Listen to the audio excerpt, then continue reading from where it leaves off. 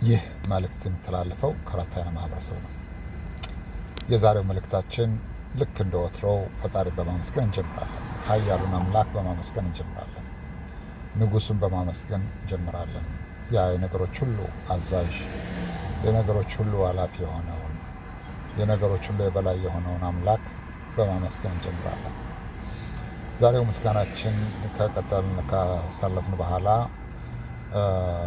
በፈጣሪ ፍቃድ አንዳንድ ነገሮችን እናገራለን፣ አንዳንድ ነገሮችን እናስተላልፋለን። እኛ ሁሌ እንደዚህ አይነት መልእክት ስናስተላልፍ የሚሰማ ይሰማል፣ የሚሰማ ሰምቶ የሚያስተካክሉት ነገር ካለ ያስተካክላሉ። እኛ ያው ሁሌም እንደምንለው አምላክ እውቀቱ ሰፊ የሆነው እኛ ፍርድ ቤት ወይም ዳኛ ጋር ወይ ጠበቃ ጋር አንሄድም።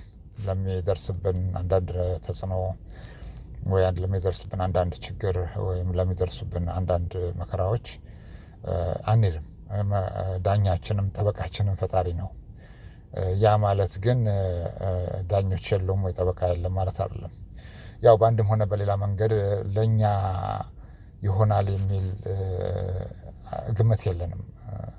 ባለን ኤክስፔሪየንስ አንጻርም ጭምርም ለእኛ ይቆማሉ ወይም ለእኛ ይሆናሉ ወይም ከኛ ጎን ይቆማሉ የሚል ግምት የለንም። ያ ማለት እኛ ትክክል ነን ወይ ትክክል አይደለንም ማለታችን ሳይሆን ግን አንዳንድ ጊዜ እንደዚህ ስናስበው በጣም ይከብዳል እና ካለው ኤክስፔሪየንስ አንጻርም ስናየው ያን ነው የሚያሳየው። ግን ያው ይቅርታ ያድርጉልን እዛ አካባቢ ያሉ ስራቸው እዛ አካባቢ የሆኑ ሰዎች ይቅርታ ያድርጉልን። በአንድም ሆነ በሌላ መንገዱ እኛ በዛ መንገድ ሂደን አይተናቸው ትንሽ እዛ አካባቢ ያለው ነገር ጥሩ አይደለም። ያ ኤክስፔሪየንስ አለን ማለታችን ነው። ይቅርታ አድርጉልን እና ለዚህ ነው ሁሉን ነገር ለፈጣሪ ነው የምንልከው። እኛ ወደዚህ መተን ስንናገር ያው የሚሰማ ይሰማል፣ የሚስተካከል ነገር ካለ ይስተካከላል፣ የማይስተካከል ነገር ካለ ደግሞ ወደ ትልቁ ፍርድ ቤት እናስተላልፋለን። አንድ ነገር የተገነዘብነው ነገር ለተበደለ ሰው ምንድነው ካሳው? ለተበደለ ሰው ምንድነው ለሱ የሚሆነው? ለሱ ፍርድ የሚሆነው ለሱ ካሳ ሊሆን የሚችለው ምንድነው ለተበደለ ሰው የሚል አንዲት ትንሽ ቆየት ያለች ነገር ነበረች። እንደው ቢያንስ 2 ዓመት ከተኩል ምናምን አካባቢ ይሆናል ይችን ስንናገር ማለት ነው። እና ምን ይላል? ለተበደለ ሰው፣ ለተበደለ ማህበረሰብ፣ ለተበደለ ቤተሰብ ሆነ ለተበደለ ህዝብ ትልቁ ካሳው የመጀመሪያው ፍትህ ነው። የሁለተኛውም ፍትህ ነው። የሶስተኛውም ደግሞ ፍትህ ነው። ምናልባት በአራተኛ ደረጃ ምንድነው ማቴሪያል እንደዚህ አይነት ወይ ገንዘብ ወይ የሆነ ነገር ሊሆን ይችላል። ግን ፍትህን የሚያክል ነገር ትልቅ ነገር የለም። ያንን ፍትህ ደግሞ እንግዲህ አሁን መሬት ላይ ያሉት ዳኞችም ሆነ ጠበቃዎች አያመጡትም። እንደዚህ አይነት ፍትህ አይመጣም። ቢያንስ ቢያመጡት እንኳን አጥጋቢ አይሆንም። እና ሁሌም ለዚህ ነው እኛ ዳኛችንም ሆነ ጠበቃችን አምላክ ነውና ፈጣሪ ስለሆነ ለሱ ነው የምናስተላልፈው። ሁሉን እንደዚህ አይነት ትልልቅ ፍትሆች እንዲካሄዱ ስንል ለሱ እናስተላልፋለን። ብዙ ለሱ ስሞታ አቅርበን ለሱ ሀዘናችንንም ሆነ የተከፋንበትን ነገር አቅርበን በሰበር ችሎት ታይቶልን ፍትህ ተሰጥቶበታል። አምላክ የተመሰገነ ይሁን። አሁን እያየነው ነው። በሙሴ አምላክ ስም እንምላለን፣ በአብርሃም አምላክ ስም እንምላለን፣ በያዕቆብ አምላክ ስም እንምላለን። እኛ የተፈረደልንን ነገር አይተናል በዓይናችን። ፍትሁ ከፈጣሪ መጥቶ ምን አይነት ፍርድ እንደተላለፈና በዓይናችን አይተናል። ለዚህ ነው አጥጋቢ ነው። ወደ ፈጣሪ ችግራችንን ስንናገር ፈጣሪ መልስ ሲሰጠን ለእኛ በጣም አጥጋቢ ነው የሚሆነው። በጣም አጥጋቢ ነው እና በጣም አስቸጋሪ ነው። እዚህ ያው እንግዲህ ችግር ነው ይሄ። ሙስሊም ስትሆንና ጥቁር ስትሆን ትንሽ ያስቸግራል። ነገሮች አልጋ ባልጋ ላይ ሆኑ ይችላሉ። ካለው ናሬቲቭም የተነሳም አልጋ ባልጋ ላይ ሆኑ ይችላል። ያ ማለት ሁሉ ነገር አስጠሊታ ነው ማለት አይደለም። ሁሉ ነገር መጥፎ ነው ማለት አይደለም ነው። በዛ መልኩ እንዳታዩብን ባካችሁ። በዛ መልኩ እንዳታዩት። ትንሽም ቢሆን የጭላንጭልም ቢሆን ዲሞክራሲ ምናምን የሚሏት ነገር አለች። አንዳንድ ጊዜ ንፋስ ላይ አጠፋ ትፈልጋል፣ አንዳንድ ጊዜ እንዲሁ በርታ ትቀራለች። ጭላንጭል ነች በየቦታው እንግዲህ የተለያየ ነው። አንድ ሰው ነበርና አንድ ወልይ ጋር ሄደ። አንድ ወልይ ጋር ሄደና ቤተሰብ ነገር ናቸው መሰለኝ እና የሆነ ነገር ያሳዩታል ለዚህ ሰውዬ ማለት ነው። እና ላሳይህ ያሉትና ሲያሳዩት በሆነች ቀዳዳ ነገር ነው፣ እንደዚች መጋረጃ ነገር ነው ቤት ውስጥ ከፈት አድርገው ሲያሳዩት ትልቅዬ በጣም ሰፊ መሬት፣ በጣም ሰፊ አገር የሚመስል ትልልቅ ተራራዎች ያሉበት፣ እነዛ ተራራዎችና ኮረብታዎች እና ትንንሽ ጉብታዎች ላይ እሳት ነገር እንደ መብራት ነገር የተቀጣጠሉ ነገሮች አሉና እነዚህ የተቀጣጠሉ መብራት የሚመሳሰሉ ነገሮች አየህ ወይ አሉት። አዎ ይሄ እንትን ይባላል፣ እንደዚ አይነት ነገር ምንድን ነው የሚባለው? ፈጣሪ የሚያሳየው ከራማ ነው። ምንድን ነው የሚባለው? እንደዚ አይነት ነገር ነው። ፈጣሪ የሰጣቸው ስጦታ ነው። ያ ማለት ከመጋረጃው በጀርባ ትልቅ ሀገር አለ ማለት አይደለም። ግን ለሱ ያን ነገር አይኑን ገልጠው ነው የሚያሳዩት። አይኑን ገልጠው ነው የሚያሳዩት እና አይኑን ገልጠው ሲያሳዩት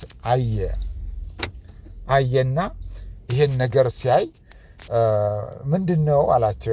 ምንድን ነው ይሄ ነገር እየወሰለ ይሄ እንግዲህ በምድር ላይ ያሉት እነዚህ ትልልቆቹ ወልዮች፣ እነዚህ ትልልቆቹ የአላህ ባሪያዎች ወይም የፈጣሪ ባሪያዎች ወይም ምርጦቹ የተመረጡት ደረጃቸው ነው። አየኸው ትንንሿ ተራራ ላይ ያለችዋ መብራት፣ ትንሿ ኮረብታ ላይ ያለችዋ መብራት፣ ሌላው ደግሞ ትልልቅ ተራራ ላይ ሆኖ ደማቅ መብራት ያለው የዛን ያክል ይለያያል። ሁሉም አንድ አይደለም የተሰጣቸው ይላል እና ሁሉም አንድ አይደለም የተሰጣቸው።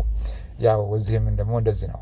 ዲሞክራሲም ቢሆንም ይሄ ምንድነው ፍሪደም የሚሏቸው ነገሮች ያው ባለፈው እንዳልነው ጥያቄዎች የሚመለሱበት እንደ ቦታውና እንደ ማንነት ይወስናል። ሁሉም እኩል ነው ማለት አይደለም፣ ግን በተቻለ መጠን ግን ያው መጥፎ ነው የሚባል ደረጃ አይደለም። ያው እኛም እንዲሁ ስናየው አንዳች ነገር ስንናገር ይከታተላሉ፣ አንዳች ነገር ስንናገር ይዟዟራሉ። እንደ ጦስ ዶሮ ይዟዟራሃል። የተለያዩ ሰዎች ይልካሉ፣ በጥቁሩም በነጭም በሕፃንም በትልቅም እንዲሁ ታውቃቸዋለህ። ምክንያቱም ታውቃቸዋለህ፣ እዛ ቦታ ላይ ስትደርስ ታያቸዋለህ። የእኛም ኃይሎች ደግሞ አያርፉም፣ ቶሎ ቶሎ ስለሚያመጡ መልእክቱን በተለያየ መንገድ እኛም ደግሞ አቅማችንም ሆነ ማረጋችን እያደገም ስለሚመጣ ብዙ ነገሮችን በፊት የማናያቸውን ነገሮች አሁን እናያለን ማለት ነው። በፊት የማናረጋቸውን ነገሮች አሁን እናደርጋለን። በፊት እንዲሆነውም ወይም ኃይሎቻችን የማናዛቸው አሁን ማዘዝ እንችላለን ማለት ነው። እንግዲህ በሁለቱም በኩል ስለት ያለው ሰይፍ እንደማለት ነው እና ያው አንዳንድ ጊዜ እንደዚህ ታያቸዋለህ። ሰዎቹ ምንድን ነው የሚባለው? ልክ ከአንድ ፋብሪካ እንደወጣ ሳሙና አይነት ነገራቸው። ሁሉም አንድ አይነት ናቸው። አመለካከታቸውም አንድ አይነት ነው። አስተሳሰባቸውም አንድ አይነት ነው። ምንም እንኳን ዲሞክራሲም ቢኖር ፍሪደም ኦፍ ስፒችም ቢኖርም ግን በተለያየ መንገድ ያጠቁሃል። አንድ ቦታ ስታንኳኳ ሁሉ ቦታ ይሰማል። መልስ የሚሰጡት አንድ ላይ ነው። ኒቹራል የሚባል ነገር የላቸውም ከመሀላቸው። አንተ እዚህ ጋር ስትናገር ምናልባት ስራ ቦታ ላይ መልስ ሊሰጥህ ይችላል።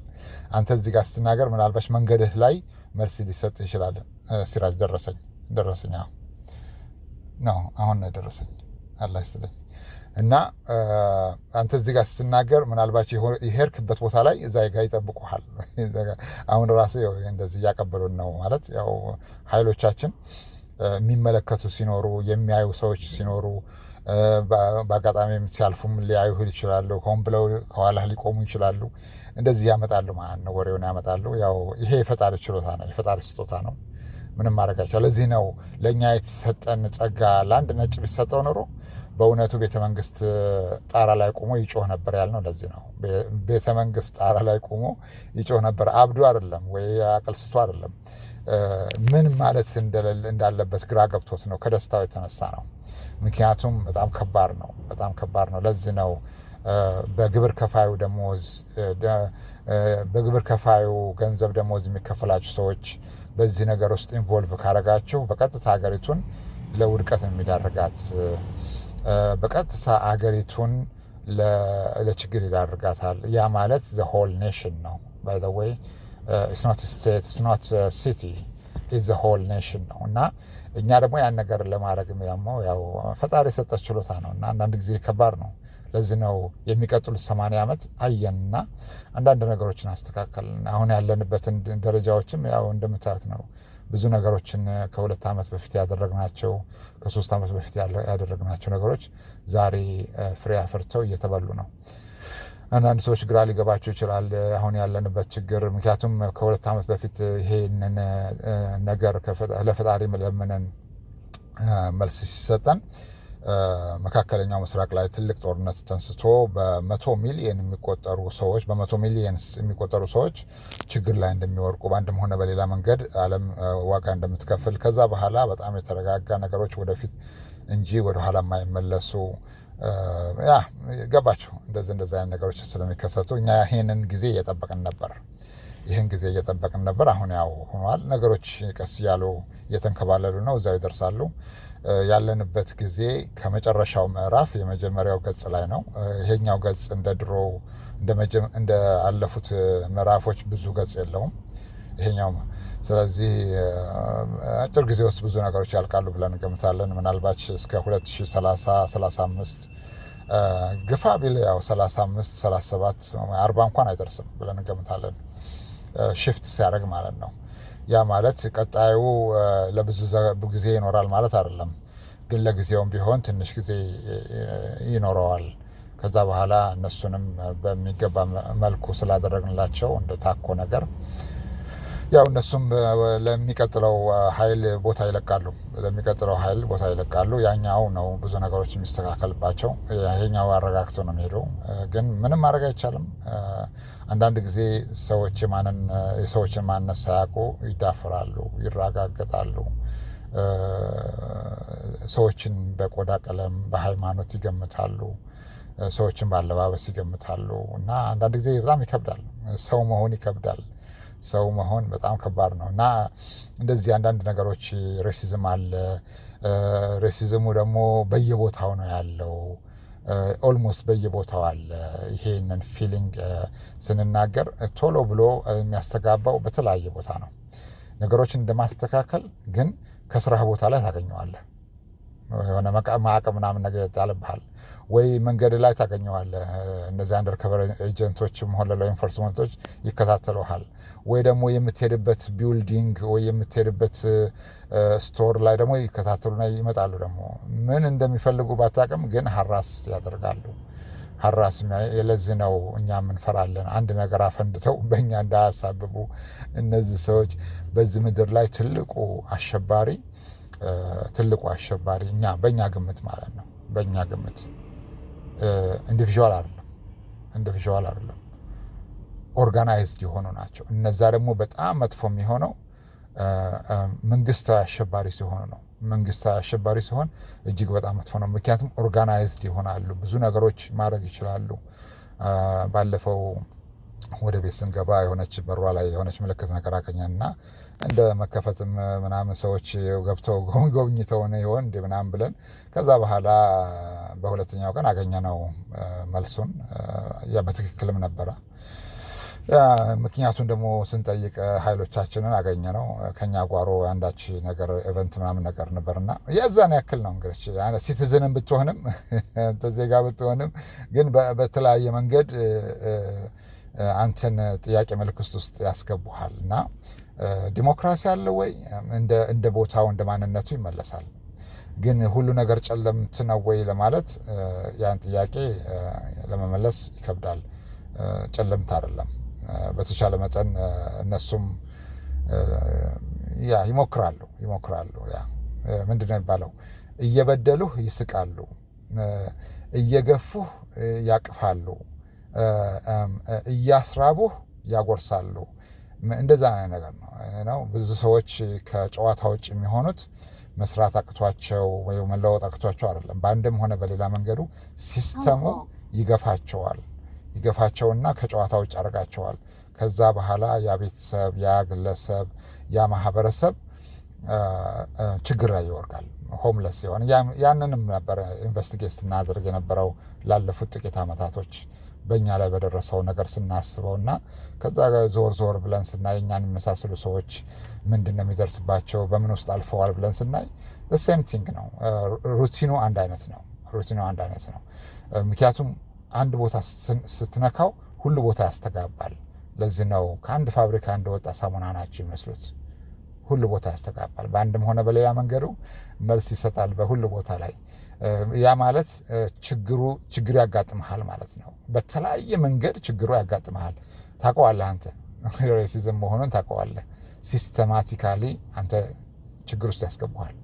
ለዚህ ነው አንዱ ስቆ አንዱ ተሳቆ ይኖራል እዚህ ሀገር። አንዱ ደስ ብሎት አንዱ አክርፎ ይኖራል። አንዱ ርቦት አንዱ ጠግቦ ይኖራል። ብዙ ሰዎች በችግር ይኖራሉ። ጥቂትም ብዙ ሰዎች ደግሞ በድሎት ይኖራሉ። እና ጋፑን ስታየውና በውስጡ ስትፈትሸው ለምን ብለህ ስጠይቅ መልሱን ታገኘዋለህ። ከባድ ነው። አምላክ እውቀቱን ይስጠን። እኛ ግን ያው እንገፋለን። ፈጣሪ ስለምናቀርብ አንዳንድ ነገሮች እንዲስተካከሉ፣ ይሄኛው ውስጥ ያለውን እንዲስተካከል ሳይሆን፣ ምክንያቱም በውጭ ያለው ነገር ከተስተካከለ ውስጥ ያለው ራሱን ያስተካክላል ብለን እንገምታለን። እናንተ እንደምትገምቱ ሳይሆን በሌላ መልኩ ራሱን ያስተካክላል። ምክንያቱም 10-1 is 0። ይህ መልእክት የሚተላለፍላቸው ከአራት አይነት ማህበረሰብ ነው። 10-1 is 0። ለዚህ ነው የቆጡን አውርድ ብላ የብብቷን ጣለች ይላል እኛ ሀገር ሰው። የቆጡን አውርድ ብላ የብብቷን ጣለች ይላል። እኛ ብዙ ጊዜ እንገፋለን እንደዚህ አይነት ነገሮች። የ2 ብር ዶሮ የ10 ብር ገመድ ይዛ ጠፋች አይነት ነገሮች ሲመጡ እናሳያቸዋለን። ምክንያቱም እንደዚህ ነው። አተርፍ ባይ አጉዳይ ይሆናሉ። በተለያየ መንገድ ሰዎች ካልኩሌሽኑ ሳይገባቸው ይቀርና ልክ እንደሌላው ተራሶ ትመስላቸውና አንተን ይጎዱሃል። ግን እነሱ የሚያጡትን ነገር አያውቁትም። ለዚህ ነው ከጥቂት ዓመት በፊት ያጣችሁትን ነገር ብታውቁት ኖሮ ጨርቃችሁን ጥላችሁ ትሮጡ ነበር አልናቸው። እነሱም አልገባቸውም። ዛሬ ላይ ያጡት ነገር ያውቁታል። ዛሬ ያው ያጡት ነገር ማወቅ ሳይሆን ገና ጀመረ። ምክንያቱም ወደፊት የሚያጡት ነገር ብዙ ነው። እንደ አገር ነው የምናወራው። እንደ ስቴት ምናምን እንደ አገር ነው የምናወራው እና በጣም አስቸጋሪ ነው። ያው የፈጣሪ አገልጋይ ስትሆንም አንዳንድ ኦፕሽኖች አሉ። አንዳንድ ኦፕሽኖችን ትነካለህ፣ አንዳንድ ነገሮችን ታዛለህ፣ አንዳንድ